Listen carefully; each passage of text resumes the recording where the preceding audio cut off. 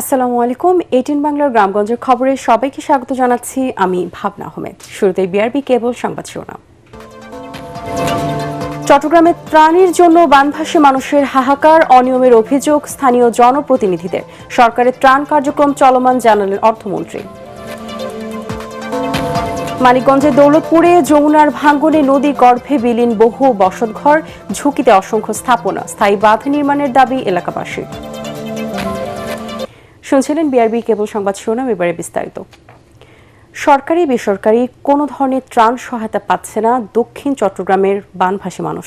স্মরণকালের ভয়াবহ বন্যায় যখন হাজার হাজার পরিবার অনাহারে দিন কাটাচ্ছেন, তখন ত্রাণ বিতরণে চরম স্বজনপ্রীতি ও হরিলুট চলছে বলে জানিয়েছেন সাতকানিয়া ও বাঁশখালী স্থানীয় জনপ্রতিনিধিরা। তারা বলছেন, মাঠ পর্যায়ে এক শ্রেণীর অসাধু চক্র ত্রাণ লোপাট করছে। রনি দাসের ক্যামেরায় আরো জানাচ্ছেন চট্টগ্রাম প্রতিনিধি ইরফানুল হক। চারপাশে শুধু অথই পানি আর পানি, নিরাপদ আশ্রয় ও খাবারের নিশ্চয়তা নেই। চরম মানবেতর 5 দিন পার করেছেন দক্ষিণ চট্টগ্রামের হাজার হাজার পরিবার। বন্যা পরিস্থিতি কিছুটা স্বাভাবিক হতেই এখন দৃশ্যমান হচ্ছে ক্ষতচিহ্ন। ভয়াবহ এই বন্যায় সবচেয়ে বেশি দুর্ভোগে পড়েছেন বাঁশখালী ও সাতকানিয়া উপজেলার মানুষ। কিছু ন পাই এক ফোঁটা পানি পর্যন্ত ন পাই, পানি আসিল একমট মুড়ি দুয়া সুরা যারা পাই তারা দিয়ে আর কিছু ন দেয়। সরকারি বেসরকারি ত্রাণ সহায়তার কথা বলা হলেও বাস্তব চিত্র সম্পূর্ণ ভিন্ন। অনেক দুর্গত এলাকায় পৌঁছায়নি কোনো সাহায্য।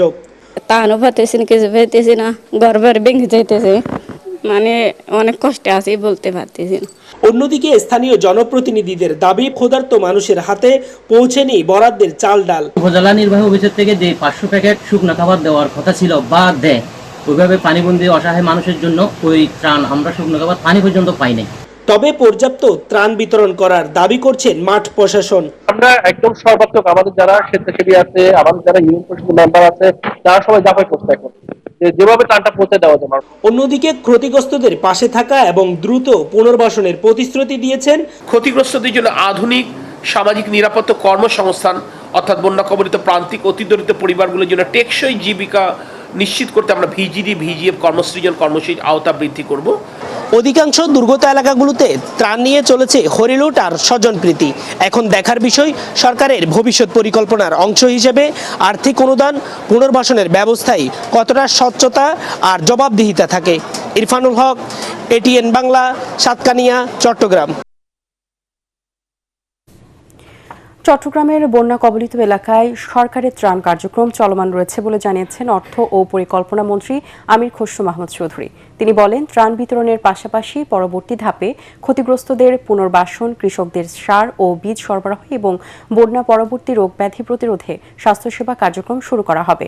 চট্টগ্রামের পতেঙ্গার মাইজপাড়া, হাদিপাড়া ও খেজুরতলা, সাতকানিয়া, লোহাগাড়া ও বাঁশখালীর বিভিন্ন এলাকায় ত্রাণ সহায়তা বিতরণ শেষে তিনি এসব কথা বলেন। মন্ত্রী জানান, ভয়াবহ এই বন্যায় চট্টগ্রামে প্রায় 7 লাখ মানুষ ক্ষতিগ্রস্ত হয়েছেন। ইতিমধ্যে 1 লাখ মানুষের মাঝে চাল, রান্না করা খাবার ও শুকনো খাবার বিতরণ করা হয়েছে। তাছাড়া ক্ষতিগ্রস্ত সড়ক দ্রুত মেরামতেও সংশ্লিষ্টদের নির্দেশ দিয়েছেন অর্থমন্ত্রী। আমরা ইতিমধ্যে 40,000 পরিবারকে চাল দেওয়া হয়েছে, 75,000 পরিবারকে শুকনা চাল, ডাল ইত্যাদি দেওয়া হয়েছে, প্রায় 40,000কে রান্না বান্না করে খাওয়ানো হয়েছে। এই ধারা কিন্তু অব্যাহত আছে, এটা চলতে থাকবে। এরপরে পুনর্বাসন কার্যক্রম আরম্ভ হবে। যাদের বীজ দরকার, সার দরকার ইত্যাদি ইত্যাদি যা প্রয়োজনীয় পুনর্বাসন কাজ এরপরে শুরু হয়ে যাবে। এবং স্বাস্থ্য সেবা, যেখানে অসুখ বিসুখের একটা বন্যার পরে একটা সাধারণত দেখা যায় একটা প্রকোপ দেখা যায়, সেজন্য ওষুধ বিশুদ্ধ সব প্রস্তুত আছে। চট্টগ্রামে এইচএসসি ও সমমানের পরীক্ষা অনির্দিষ্টকালের জন্য স্থগিত করা হয়েছে। বৃহস্পতিবার রাতে চট্টগ্রাম শিক্ষা বোর্ডের এক বিজ্ঞপ্তিতে এ তথ্য জানানো হয়। এতে বলা হয়, বন্যায় ক্ষতিগ্রস্ত এলাকার সার্বিক পরিস্থিতি ও পরীক্ষা কেন্দ্রে যাতায়াতের চরম দুর্ভোগ বিবেচনায় নিয়ে এই সিদ্ধান্ত নেওয়া হয়েছে। স্থগিত হওয়া পরীক্ষাগুলোর সংশোধিত সময়সূচি পরে জানানো হবে বলেও বিজ্ঞপ্তিতে উল্লেখ করা হয়।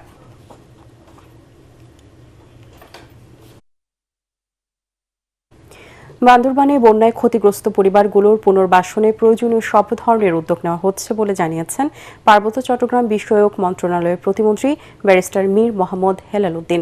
তিনি বলেন, ক্ষতিগ্রস্ত পরিবারের তালিকা প্রস্তুত করে পর্যায়ক্রমে সরকারি উদ্যোগে পুনর্বাসন করা হবে। পাশাপাশি বন্যা কবলিত এলাকায় বিভিন্ন ব্যাংক ও এনজিও থেকে নেওয়া ক্ষুদ্র ঋণের কিস্তি 1 মাসের জন্য স্থগিত রাখার ব্যবস্থা করা হয়েছে। সকালে বান্দরবান জেলা পরিষদের রেস্ট হাউস প্রাঙ্গণে ত্রাণ বিতরণে ব্যারিস্টার মীর মোহাম্মদ হেলাল উদ্দিন এসব কথা বলেন। যমুনার ভয়াল ভাঙনে দিশেহারা মানিকগঞ্জের দৌলতপুরের নদী পাড়ের বাসিন্দারা। গত কয়েকদিনে বাঘুটিয়া, বাচামারা, জীবনপুর ও চরকাটারি ইউনিয়নের বিস্তীর্ণ এলাকা নদী ভাঙনের কবলে পড়েছে। নদী গর্ভে বিলীন হয়েছে অনেক বসতবাড়ি ঘর। ঝুঁকিতে রয়েছে 1.5 শতাধিক বাড়ি। দ্রুত স্থায়ী বাঁধ নির্মাণের দাবি এলাকাবাসীর।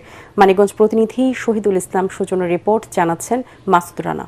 বিদ্যুৎটা গেল, ফ্যান বিনা গেল, 2টা বড় তলিয়া ছিল, কাটা মাজা ছিল, তলিয়াটা গেছে। মাথা গোজার শেষ আশ্রয়টুকু যখন চোখের সামনে নদী কেড়ে নেয়, তখন উথাল পাতাল ঢেউয়ের মাঝেও মিশে থাকে এক একটা পরিবারের কান্না। আমার মেয়ে বাঁচলো, বাঁচার কোনো কাজা নাই। 60 এই বৃদ্ধার জীবনে শেষ সম্বল বলতে কেবল ছিল বসত ঘর, কিন্তু মানিকগঞ্জের সর্বনাশা যমুনা কেড়ে নেয় তার সেই শেষ ঠিকানা। এভাবে যমুনার তীব্র স্রোত আর অব্যাহত ভাঙনে প্রতিদিনই বদলে যাচ্ছে মানিকগঞ্জের দৌলতপুরের নদী পাড়ের চিত্র। নদীগর্ভে হারিয়ে যাচ্ছে মানুষের ঘরবাড়ি, ফসলি জমি ও গাছপালা। অনলি 2টা কাপড় আমার আছে, প্রতিদিন রাত্রে ধুয়ে দেই, গামছা পিন্ধা শুয়ে থাকি, এই 2টা আবার সকালবেলা। এবার ভাঙনটা বেশি এরকম ভাবে ভাঙলে বাড়িঘর আমরা সরা নিতে পারি না। কোনো মেম্বার চেয়ারম্যান আইসা একটু দেখাশোনা তো মানুষে করে, তাও এসে এলাকায় এসে একটু দেখাশোনাও করে না। সবচেয়ে বেশি ঝুঁকিতে রয়েছে চর কালিকাপুর সুকরিয়া দাখিল মাদ্রাসা। এই প্রতিষ্ঠানটা ভেঙে গেলে আমাদের এই এলাকায় শিক্ষার আলো থেকে বঞ্চিত হবে। স্কুলটা যদি ভেঙে যায় আমাদের পড়ালেখা সব নষ্ট হয়ে যাবে। উপর দিয়ে কাজ দিয়ে কিছু ফেললো আর একটু ভাইকে পড়ে গেল।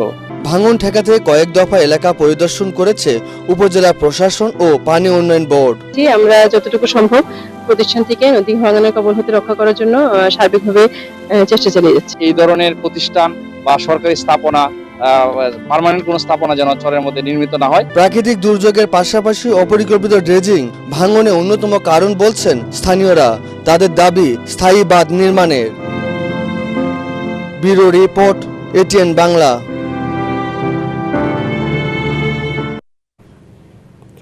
ভয়ভীতি ও প্রলোভনের ঊর্ধ্বে থেকে মামলা তদন্ত সহ সব শ্রেণী পেশার নাগরিকের নিরাপত্তা বিধান এবং আইন শৃঙ্খলা রক্ষায় যথাযথ দায়িত্ব পালনে পুলিশের নবীন সদস্যদের প্রতি আহ্বান জানিয়েছেন আইজিপি আলী হোসেন ফকির। রাজশাহীর সারদা পুলিশ একাডেমির প্যারেড মাঠে 42তম ক্যাডেট এসআইদের প্রশিক্ষণ সমাপনী কুচকাওয়াজে তিনি এই আহ্বান জানান। পরে বিভিন্ন বিষয়ে শ্রেষ্ঠত্ব অর্জনকারীদের মধ্যে পুরস্কার বিতরণ করেন তিনি। এ সময় বাংলাদেশ পুলিশ একাডেমির principal additional IGP GM Azizur Rahman সহ অন্যান্য কর্মকর্তারা উপস্থিত ছিলেন। এবারের কুচকাওয়াজে 19 জন নারী ও 481 জন পুরুষ সহ মোট 500 শিক্ষানবিশ ক্যাডেট এসআই অংশ নেন। পরবর্তী সংবাদ দেখার আমন্ত্রণ জানিয়ে এখনকার মতো শেষ করছি এটিএন বাংলার সংবাদ। ইউটিউবে দেখতে ব্রাউজ করুন youtube/ATN বাংলা নিউজ। ধন্যবাদ সবাইকে।